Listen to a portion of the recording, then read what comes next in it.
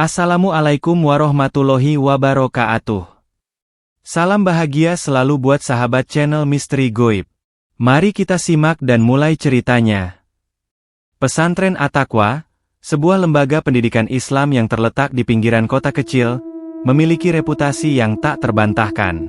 Selama bertahun-tahun, pesantren ini dikenal sebagai tempat yang memberikan kedamaian dan ketenangan jiwa bagi para santri yang datang dari berbagai penjuru. Dengan bangunan tua yang dikelilingi oleh hutan lebat, At-Taqwa tidak hanya menjadi tempat menuntut ilmu, tetapi juga tempat bagi banyak orang untuk mencari kedekatan dengan Tuhan. Namun, di balik reputasinya yang gemilang, ada satu cerita yang tidak pernah diungkapkan oleh para pengurus pesantren kepada para santri baru. Cerita yang lebih menyeramkan daripada sekadar mitos, cerita yang menyelimuti pesantren ini dalam kegelapan yang tak tampak oleh banyak orang. Arya, seorang santri baru, adalah salah satu yang baru saja memasuki gerbang pesantren At-Taqwa. Ia berasal dari keluarga sederhana dan memutuskan untuk menimba ilmu di pesantren tersebut, berharap mendapatkan kehidupan yang lebih baik dan mendalam secara spiritual. Saat pertama kali ia melangkah ke halaman pesantren yang luas, seberkas cahaya matahari sore yang redup menyelimuti bangunan tua dengan nuansa yang agak suram. Arya merasa sedikit cemas. Tidak ada suara burung berkicau di sekitar pesantren, hanya angin yang berdesir pelan, dan dedaunan yang bergerak seolah menyambutnya dengan bisikan yang tak terdengar. Ia mencoba mengabaikan perasaan itu dan berjalan menuju asrama, tempat di mana ia akan menginap selama menjalani pendidikan di sana. Di dalam asrama, suasana cukup tenang. Beberapa santri yang lebih senior terlihat sibuk dengan aktivitas mereka. Ada yang mengaji, ada yang berbicara dengan teman-temannya. Arya disambut oleh teman sekamarnya, Fadil, seorang santri yang sudah berada di pesantren At-Taqwa selama hampir 2 tahun. Fadil terlihat ramah dan segera memperkenalkan dirinya. "Selamat datang di At-Taqwa, bro. Semoga kamu bisa cepat betah di sini," kata Fadil dengan senyum hangat. Arya membalas senyumannya, meski sedikit ragu. "Terima kasih, Fadil. Semoga saya bisa belajar banyak di sini." Malam itu, setelah makan malam bersama, Arya merasakan ketenangan yang aneh. Suasana di pesantren terlihat damai, namun ada sesuatu yang mengganggu pikiran Arya. Sejak pertama kali menginjakkan kaki di sini, ia merasa seperti ada yang mengawasi, sesuatu yang tersembunyi di balik bayang-bayang. Ia berusaha untuk tidur, namun pikirannya terus terbang ke cerita-cerita aneh yang ia dengar dari beberapa teman-temannya sebelum datang ke pesantren ini. "Pesantren ini memang punya banyak cerita," ujar Fadil, seperti bisa membaca pikiran Arya. "Banyak santri baru yang merasa takut saat pertama kali datang ke sini. Ada yang bilang, malam-malam terkadang bisa mendengar suara langkah kaki di lorong asrama, padahal nggak ada siapa-siapa. Ada juga yang bilang, mereka melihat bayangan hitam yang melintas di sekitar gedung tua itu." Arya hanya terdiam mendengarkan. Ia ingin mengatakan bahwa cerita itu mungkin hanya mitos belaka, tetapi sesuatu di dalam dirinya merasakan keanehan yang tidak bisa dijelaskan. Pikirannya terganggu, apalagi saat malam semakin larut, suara jangkrik yang biasanya terdengar dengan jelas tiba-tiba menghilang, digantikan oleh keheningan yang menekan. Tengah malam, Arya terbangun. Matanya yang masih setengah terpejam menatap ke sekeliling kamar. Semua teman sekamarnya tidur lelap. Namun, ada suara aneh yang terdengar di luar kamar, seperti langkah kaki yang ringan namun pasti. Arya mengangkat tubuhnya, berusaha mendengarkan lebih jelas. Suara itu semakin mendekat. Hatinya mulai berdegup kencang. Ia ingin memanggil Fadil, tapi takut akan mengganggu tidur temannya. Lalu suara itu berhenti tepat di luar kamar. Arya mencoba mengingat-ingat, apa yang baru saja ia dengar? Apakah itu hanya suara angin? Tetapi saat ia melirik ke jendela, ia melihat cahaya remang-remang di lorong luar. Itu bukan cahaya lampu biasa. Cahaya itu bergerak-gerak, seperti seseorang yang berjalan. Namun anehnya tidak ada bayangan orang di balik cahaya tersebut. Ia duduk terdiam, mencoba menenangkan diri. Hanya saja, tubuhnya terasa sangat kaku dan berat. Pikiran yang sebelumnya rasional kini mulai diganggu oleh rasa takut yang tidak bisa ia jelaskan. Lalu ia teringat akan cerita-cerita yang ia dengar sebelumnya tentang pesantren ini. tentang sesuatu yang tersembunyi dalam kegelapan malam, yang tidak bisa dilihat dengan mata biasa. Tiba-tiba, dari balik pintu asrama, terdengar suara ketukan pelan, 3 ketukan berturut-turut.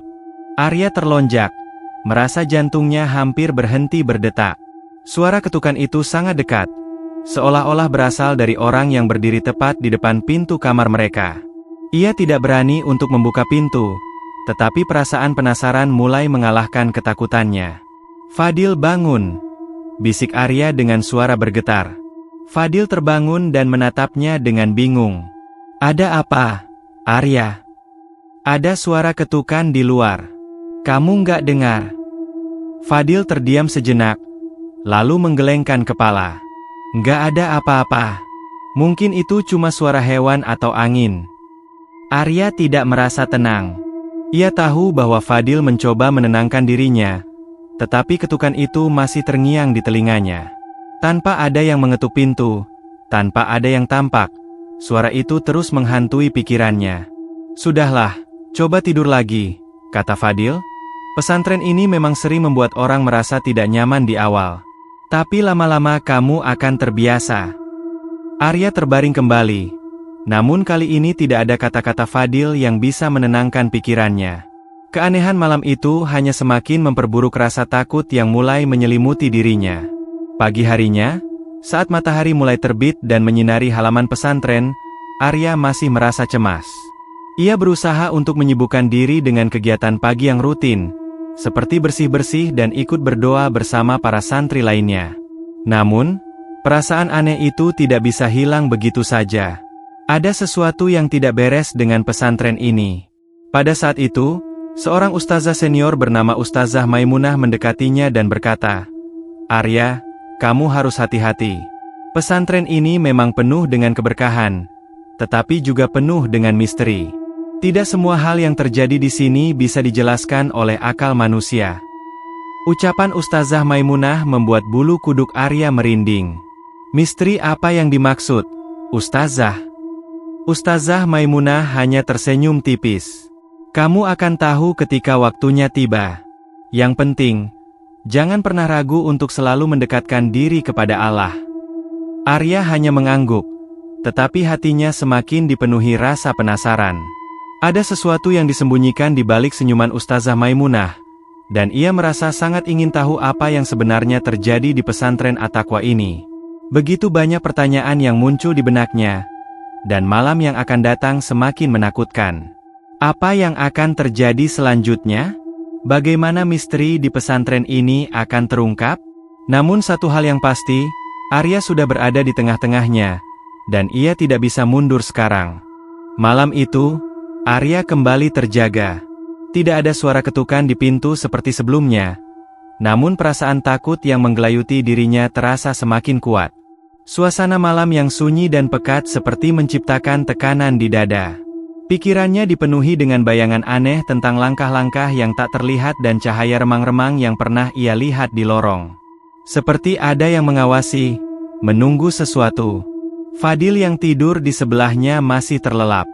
Arya menoleh keluar jendela kamar, ke arah halaman pesantren yang gelap gulita. Angin malam berhembus kencang, menggerakkan dedaunan yang bergoyang di luar, menambah kesan menakutkan. Arya memutuskan untuk keluar dari kamarnya, berusaha menenangkan pikirannya dengan berjalan-jalan sebentar di sekitar halaman. Dengan langkah pelan, ia keluar dari pintu asrama. Suasana sepi, hanya terdengar suara angin yang menyapu dedaunan. Ia berjalan menyusuri lorong-lorong panjang menuju halaman belakang, tempat yang jarang dikunjungi para santri. Semakin jauh ia berjalan, semakin ia merasa ada yang tidak beres. Ada sesuatu yang menekan, seolah-olah ia tidak boleh berada di tempat itu. Di salah satu sudut halaman belakang, ia melihat sebuah bangunan tua yang terisolasi. Bangunan itu sudah sangat tua, hampir rapuh, dengan dinding yang sudah mulai retak dan pintu yang tampak tak terawat. Arya merasa tertarik untuk mendekatinya, meskipun ada rasa takut yang menyelimuti dirinya. Apa yang ada di dalam bangunan itu? Tanpa sadar, kakinya melangkah lebih jauh, menuju pintu yang sudah terbuka sedikit. Bau lembab dan busuk menyergap hidungnya begitu ia mendekat. Di dalam, Hampir tidak ada cahaya, hanya ada kegelapan yang pekat. Namun, ia bisa melihat bayangan samar-samar di dalamnya. Entah apa yang membuatnya tertarik, tetapi Arya merasa sesuatu mengundangnya untuk masuk. Namun, sebelum ia bisa melangkah lebih jauh, suara langkah kaki terdengar dari belakang. Arya menoleh cepat, jantungnya berdebar keras. Di ujung lorong, ada sosok yang berdiri mematung. Sosok itu mengenakan pakaian putih yang compang-camping. Wajahnya tertutup dengan penutup kepala. Meskipun tidak bisa melihat wajahnya dengan jelas, Arya merasakan aura yang sangat asing dan menakutkan. Sosok itu tidak bergerak, hanya berdiri diam di sana, seolah menunggu. Siapa itu? Arya berbisik, suara bergetar. Namun, sosok itu tidak menjawab. Malah, dengan langkah perlahan, ia mulai bergerak mundur, menghilang ke dalam kegelapan. Arya merasa dirinya semakin terjebak dalam misteri yang mengerikan ini. Apa yang baru saja ia lihat? Kenapa ada sosok aneh yang sepertinya menunggu di sana? Apakah itu petunjuk tentang sesuatu yang tersembunyi di pesantren ini? Kakinya terasa berat, seolah dipasung oleh rasa takut yang semakin menguasai dirinya. Tetapi, sebelum ia sempat mundur, sosok itu muncul kembali di depan pintu bangunan tua, hanya beberapa langkah dari dirinya. Mata Arya terbelalak, dan tubuhnya kaku tak bisa bergerak. Sosok itu kini menghadapinya, perlahan mengangkat tangannya yang putih pucat. "Jangan masuk."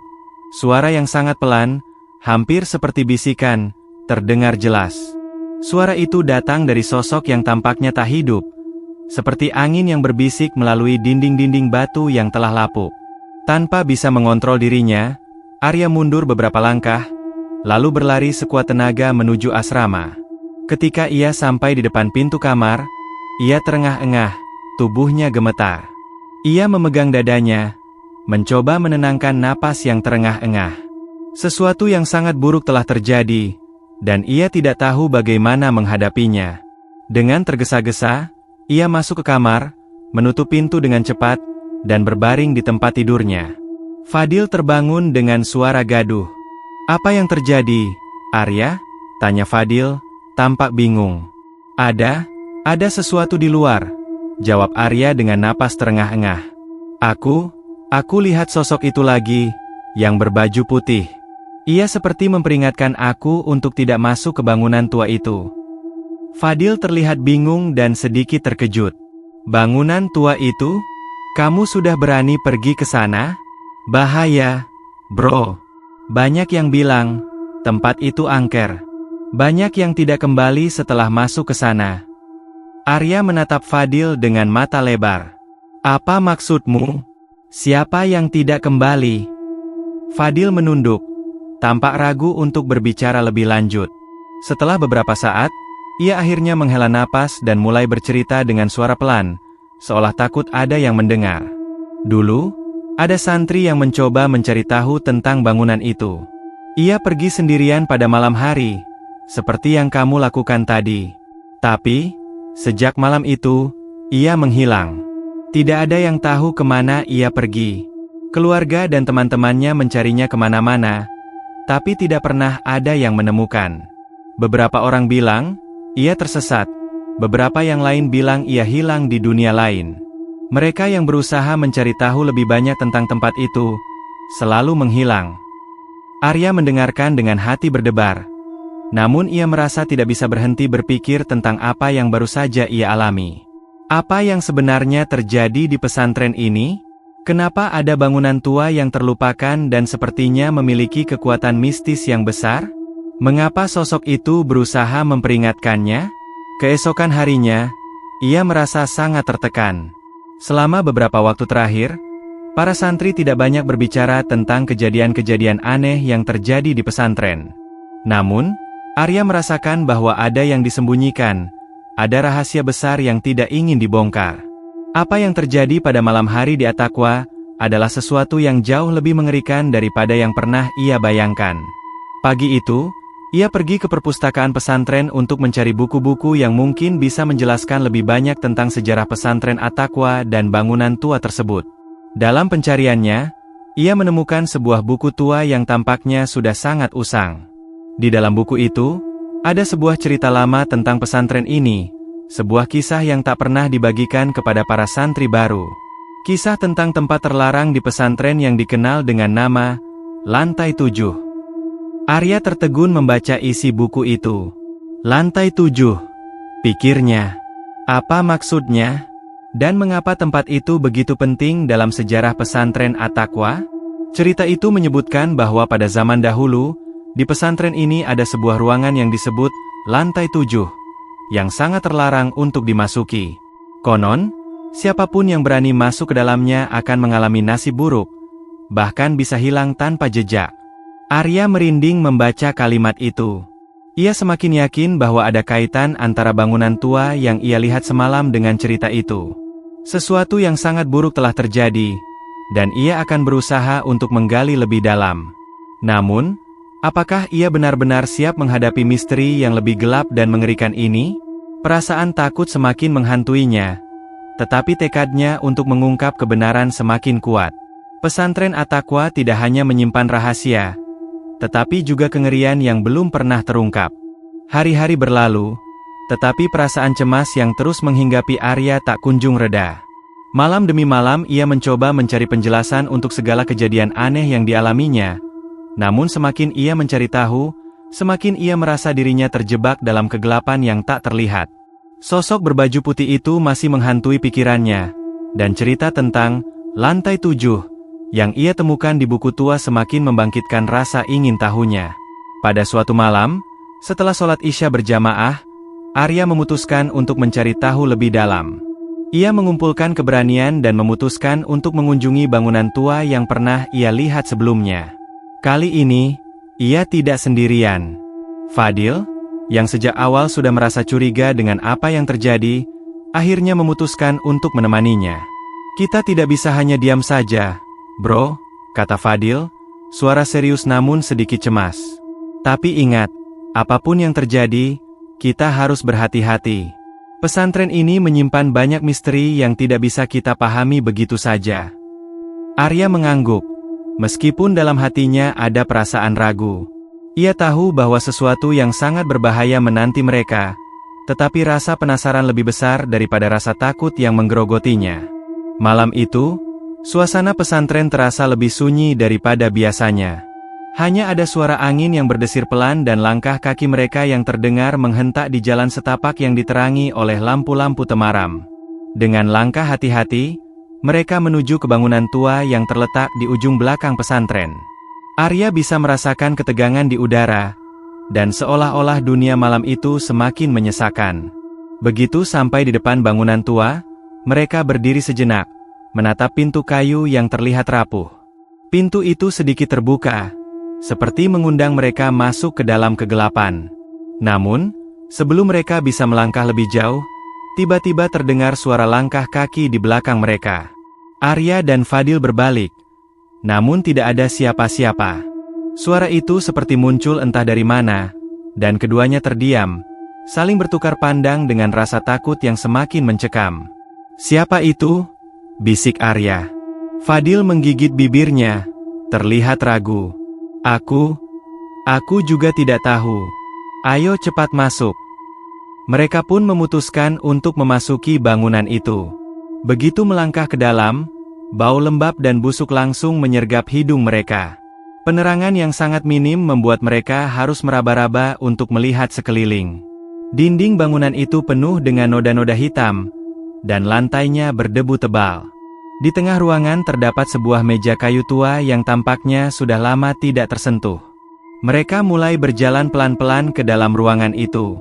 Setiap langkah mereka terasa semakin berat, seolah-olah ada sesuatu yang menghalangi mereka untuk terus maju.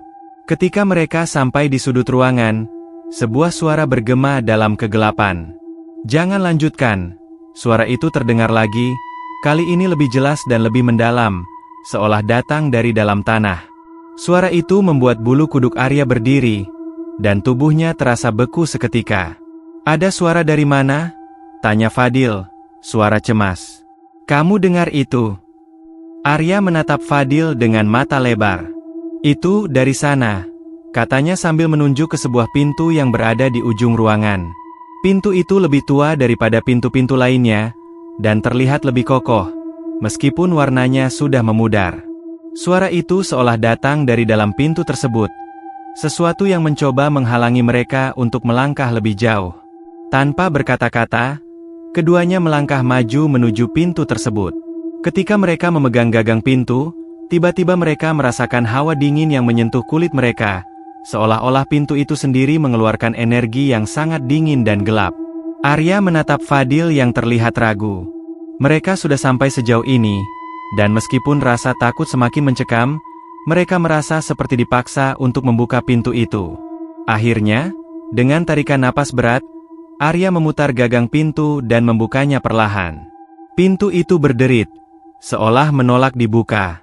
Namun, ketika terbuka, mereka terperangah dengan apa yang mereka temui. Di dalam ruangan itu, terhampar sebuah lantai yang terbuat dari batu hitam yang sangat licin. Namun, yang lebih mengejutkan adalah sebuah lukisan besar yang tergantung di dinding, menggambarkan sebuah sosok yang sangat menyeramkan. Sosok itu mengenakan pakaian putih yang compang-camping, wajahnya tak terlihat jelas, hanya ada bayangan hitam yang menyelubungi wajah tersebut. Namun, yang lebih menakutkan adalah ekspresi wajah sosok itu, yang tampak penuh penderitaan dan ketakutan. Arya dan Fadil terdiam di tempat, merasa sangat tertekan. Ada sesuatu yang sangat janggal dengan lukisan itu, seolah sosok yang ada di dalamnya hidup dan mengawasi mereka. Tunggu, ada yang aneh dengan lukisan ini, bisik Fadil, mencoba melihat lebih dekat. Lihat, ada semacam tulisan kecil di bawahnya. Arya mendekat, membaca tulisan kecil itu. 7 jiwa yang hilang. Mereka yang masuk tidak pernah kembali. Keduanya terdiam, rasa takut dan ketegangan semakin menguasai mereka. Mereka merasa seolah-olah berada di tempat yang sangat terlarang, di mana setiap langkah yang mereka ambil bisa membawa mereka lebih dekat pada nasib yang tidak diketahui. Tiba-tiba, suara langkah kaki terdengar lagi, semakin dekat, kali ini seperti berasal dari atas kepala mereka. Dengan cepat, keduanya menoleh ke atas, dan di langit-langit yang rendah, ada sebuah celah yang terbuka, dan dari sana, sebuah bayangan gelap melintas begitu cepat, menghilang dalam sekejap. Arya dan Fadil mundur perlahan, merasa semakin terpojok oleh kegelapan yang seolah hidup di sekitar mereka. Kita harus keluar dari sini, kata Arya dengan suara bergetar. Ini lebih buruk daripada yang kita kira. Namun, sebelum mereka bisa berbalik, pintu di belakang mereka tiba-tiba tertutup dengan keras, memenjarakan mereka di dalam ruangan itu. Mereka terjebak. Kenapa ini bisa terjadi? Bisik Fadil. Kita nggak bisa keluar begitu saja. Arya merasakan tubuhnya mulai gemetar. Ia tahu, malam ini akan menjadi malam yang menentukan. Mereka tidak hanya mencari jawaban tentang pesantren ini, tetapi juga berhadapan dengan sesuatu yang jauh lebih gelap dan jahat daripada yang mereka bayangkan. Misteri tentang lantai 7 kini terbuka sedikit, tetapi bahaya yang menanti mereka jauh lebih mengerikan daripada apapun yang bisa mereka bayangkan. Saat pintu ruangan yang mengerikan itu tertutup dengan keras, hati Arya dan Fadil berdegup kencang. Mereka terjebak dalam kegelapan, di dalam sebuah tempat yang sepertinya tak boleh mereka masuki. Suasana di sekitar mereka semakin menyesakan, seolah seluruh bangunan itu hidup dan meremas segala perasaan mereka dengan cengkraman yang tak terlihat. Fadil, kita harus keluar. Cepat, desis Arya dengan napas terengah-engah. Fadil mencoba menenangkan dirinya. Jangan panik, pasti ada cara keluar dari sini. Namun, suara-suara aneh mulai terdengar di sekitar mereka. Suara berbisik yang nyaris tidak terdengar, tetapi jelas ada. Terkadang terdengar seperti suara langkah kaki yang berat, kadang seperti suara orang menangis, dan yang paling mengerikan, suara tawa yang terdengar pelan namun semakin lama semakin keras, seperti mengelilingi mereka. Arya dan Fadil saling bertatapan, dan mereka merasakan aura kegelapan yang hampir fisik, seperti sesuatu yang memerangkap mereka di dalam ruangan itu. Setiap langkah yang mereka ambil seolah membawa mereka lebih dalam ke dalam kegelapan yang menyesakan. Di mana itu datang? Tanya Arya, hampir berbisik, matanya bergerak cepat mencari sumber suara. Entah, aku nggak tahu. Tapi kita nggak boleh berhenti mencari jalan keluar. Fadil tampak cemas. Coba lihat pintu itu. Pasti ada cara membuka lagi. Mereka berlari ke arah pintu, mencoba memutar gagangnya, namun tidak ada yang terjadi. Pintu itu seakan tak mau terbuka, seolah tertahan oleh kekuatan yang lebih besar. Arya mulai merasa kehilangan harapan. Tidak ada yang bisa mereka lakukan. Mereka terjebak di dalam ruangan yang penuh dengan misteri, terperangkap dalam kegelapan yang semakin nyata. Kemudian, saat keduanya berbalik untuk mencari kemungkinan lain, sesuatu yang sangat aneh terjadi. Dari balik dinding yang sepi, terdengar suara seperti langkah kaki yang berat, semakin lama semakin mendekat. Tak lama kemudian, sebuah bayangan hitam muncul di tengah kegelapan. Sebuah sosok tinggi, berbaju putih, dengan wajah yang terbungkus kain hitam, berjalan mendekat. Sosok itu tidak mengeluarkan suara, hanya ada jejak-jejak bayangan yang mengerikan saat ia melangkah. Arya dan Fadil terperangah. Mereka terkejut dan takut, tapi tubuh mereka tidak bisa bergerak. Hawa dingin yang sangat menusuk datang dari sosok tersebut, dan suara berbisik yang mulai mereka dengar terdengar semakin jelas. Kali ini, suara itu berbicara langsung kepada mereka. Tak ada yang bisa keluar dari sini, bisik suara itu, sangat pelan namun jelas. Kalian sudah memilih jalan yang salah. Semua yang datang ke sini akan terjebak di dalam kegelapan selamanya. Arya merasa tubuhnya menggigil. Siapa? Siapa kamu? Suaranya hampir tak terdengar karena ketakutan yang luar biasa. Sosok itu berhenti beberapa langkah dari mereka. Wajahnya yang tertutup kain hitam seolah menyimpan misteri yang lebih dalam. Perlahan, ia mengangkat tangan kanannya, dan di telapak tangannya, tampak sebuah simbol yang tak dikenal oleh Arya dan Fadil. Simbol itu bercahaya lemah, dan tiba-tiba udara di sekitar mereka terasa semakin sesak. Kalian sudah tahu terlalu banyak, lanjut sosok itu. Pesantren ini bukan tempat yang bisa dimasuki sembarangan. Semua yang datang akan dihukum. Semua yang mencari tahu akan hilang, sama seperti mereka yang datang sebelum kalian. Arya dan Fadil tidak bisa lagi menghindari kenyataan yang mengerikan. Mereka sudah berada di tempat yang sangat terlarang, dan mereka tidak bisa keluar begitu saja. Ada sesuatu yang lebih gelap, lebih berbahaya di dalam pesantren ini, dan mereka baru menyadari betapa kecil dan rapuh mereka di hadapan kekuatan yang lebih besar. Tiba-tiba, sosok itu bergerak lebih cepat dari yang bisa mereka bayangkan, mendekat dengan langkah yang tak terhalang. Arya dan Fadil mundur dengan panik, berusaha mencari jalan keluar, tetapi tidak ada jalan yang terlihat. Ruangan itu terasa semakin sempit, dan udara semakin berat. Mereka merasakan bahwa mereka terjebak dalam perangkap yang tak bisa mereka lewati. Fadil, apa yang harus kita lakukan? Tanya Arya dengan suara serak. Fadil tampak kebingungan, matanya tidak lepas dari sosok yang semakin mendekat. Aku tidak tahu. Tapi kita tidak bisa tinggal di sini. Kita harus mencari cara. Namun, sebelum mereka sempat mengambil langkah lebih jauh, sesuatu yang lebih mengerikan terjadi. Dari sudut ruangan, sebuah suara keras tiba-tiba menggema, seperti suara pintu yang terbuka lebar. Arya dan Fadil menoleh dengan cepat, dan di sana, di depan mereka, terlihat sebuah celah besar yang terbuka di lantai, mengarah ke kedalaman yang gelap. Suara itu terus menggema, semakin keras seolah mengundang mereka untuk terjatuh. Pergilah, bisik suara itu. Hanya dengan menyerah kalian bisa keluar dari sini. Suara itu terdengar familiar, seperti suara yang mereka dengar di awal malam itu, suara yang memperingatkan mereka untuk tidak masuk. Namun sekarang, suara itu tampaknya seperti suara yang memanggil mereka untuk mengikuti kehendak takdir. Sebelum mereka bisa berpikir lebih lanjut, bayangan sosok berbaju putih itu sudah berada tepat di depan mereka. Dengan cepat, sosok itu mengangkat tangan, dan seketika, udara di sekitar mereka menjadi semakin dingin dan penuh tekanan. Seolah seluruh dunia berada di bawah kendali kekuatan yang sangat besar, dan mereka hanya boneka yang tidak berdaya. Sekarang kalian tahu harga dari pengetahuan yang tak seharusnya kalian cari, ujar sosok itu dengan suara yang dalam, seperti datang dari dalam bumi. Kalian akan terperangkap di sini, seperti mereka yang hilang sebelumnya. Tiba-tiba, tanpa bisa mereka kontrol, tubuh mereka seperti tertarik ke dalam celah lantai itu. Tanpa peringatan, Arya dan Fadil terjatuh ke dalam kegelapan yang tak terkatakan. Semua yang mereka lihat sebelum jatuh hanyalah gelap dan bayangan tak berujung. Rasanya seperti seluruh waktu berhenti. Tak ada suara, tak ada cahaya, hanya kegelapan yang menelan mereka hidup-hidup.